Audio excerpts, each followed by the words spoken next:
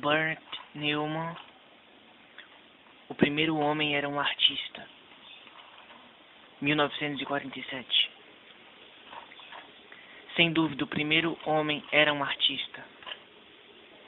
Uma ciência da paleontologia fundamentada nessa afirmação poderia ser formulada se partisse do postulado de que o ato estético sempre antecedeu o ato social.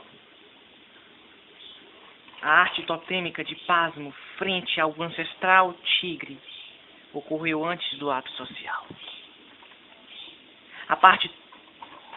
É importante lembrar que a necessidade de sonho é mais forte do que qualquer outra necessidade utilitária. Na linguagem da ciência, a necessidade de compreender o desconhecido vem antes de qualquer desejo de descobrir o desconhecido. A primeira expressão do homem, como seu primeiro sonho, foi estética. A fala foi uma explosão poética e não uma exigência da comunicação. O homem original, ao gritar suas consoantes, o fez como uma manifestação de espanto e raiva ante o estado trágico de sua autoconsciência e de sua impotência diante do nada.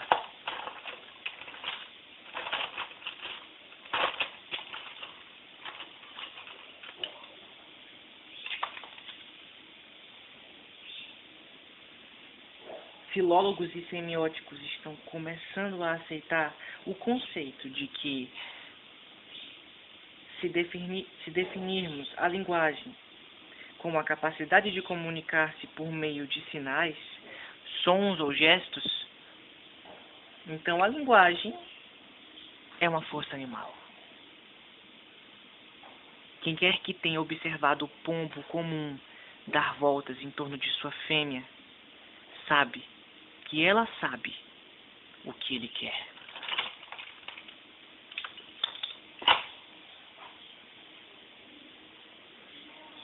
O que há de humano na linguagem é a literatura, e não a comunicação.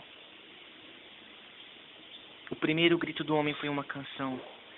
A primeira tentativa de comunicação de um homem com seu semelhante foi um grito de força e debilidade. Solene. E não um pedido.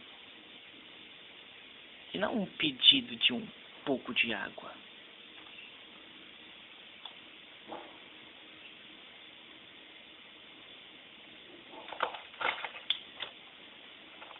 Até o animal faz uma frustrada tentativa de poesia. Os ornitólogos explicam o canto do galo como uma explosão estática de seu poder. O mergulhão que desliza solitário pelo lago, com quem se está comunicando? O cão solitário uiva para a lua.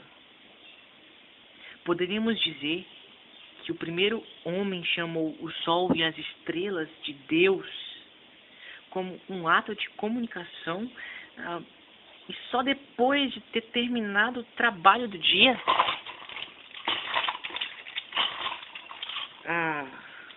O mito veio antes da caça. O objetivo da primeira fala do homem foi dirigir-se ao desconhecido. Seu comportamento teve origem em sua natureza artística.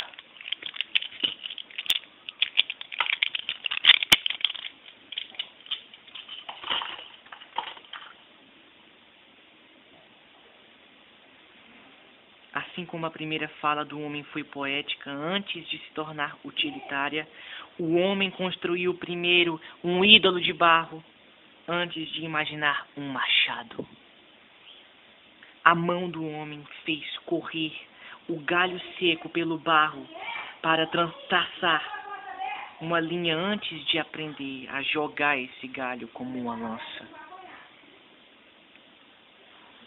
Os arqueólogos nos dizem que a cabeça do machado sugeriu o ídolo com cabeça de machado. Ambos são encontrados nas mesmas camadas e podem ter sido contemporâneos. Talvez Talvez seja certo que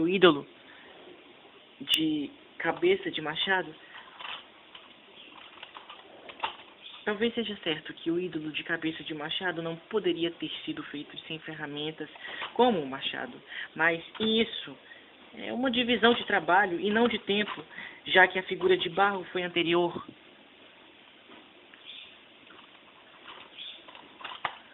Tanto a figura de pedra como ao machado. Uma figura pode ser feita de barro, mas o machado não.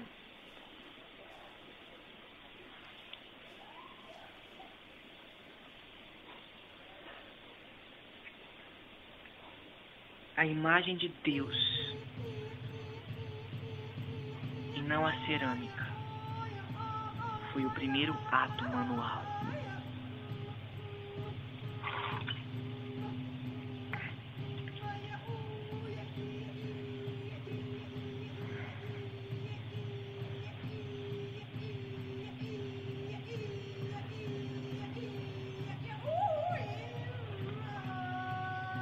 Foi a corrupção materialista da antropologia de hoje que nos tentou convencer de que o homem original fez cerâmica antes de fazer escultura. A cerâmica é produto da civilização. O ato artístico é a marca pessoal do homem.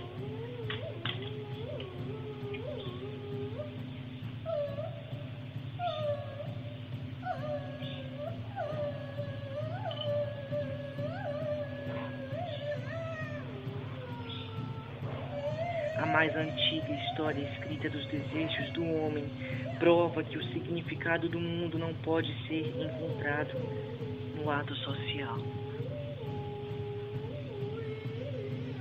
O exame do primeiro capítulo do Gênesis proporciona a melhor chave para o sonho humano. Ao autor arcaico era inconcebível que o homem original, Adão, tivesse sido posto na terra para ser um trabalhador, para ser um animal social.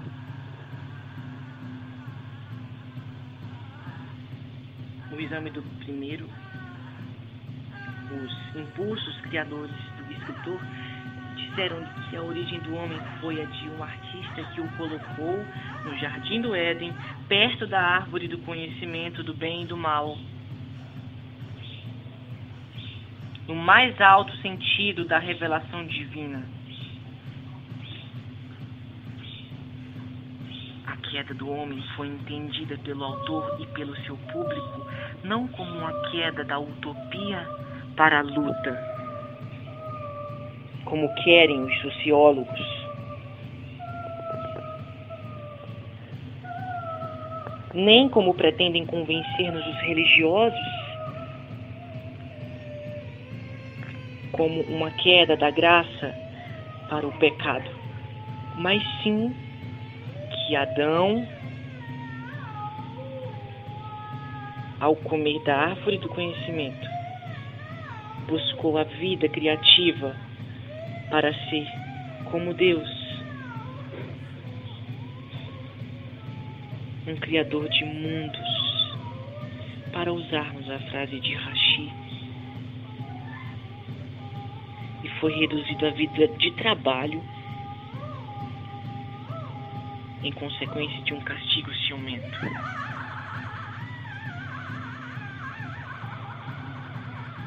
A explicação da queda do homem está em nossa incapacidade de viver a vida do Criador. Foi uma queda do bem e não da vida abundante. E é precisamente sob esse aspecto que o artista está hoje lutando para uma aproximação com a verdade sobre o homem original maior do que aquela que pode ser pretendida pelo paleontólogo. Pois o poeta e o artista é que se preocupam com a função do homem original e lutam para chegar ao seu estado criativo.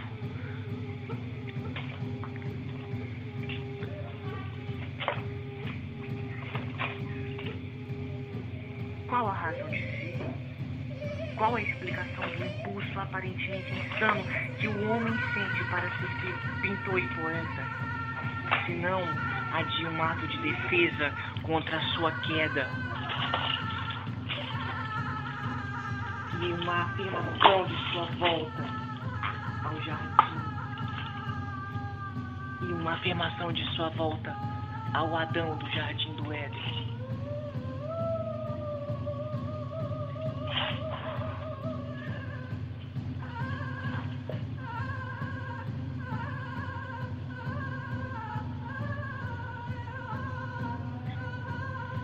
Pois os artistas são os primeiros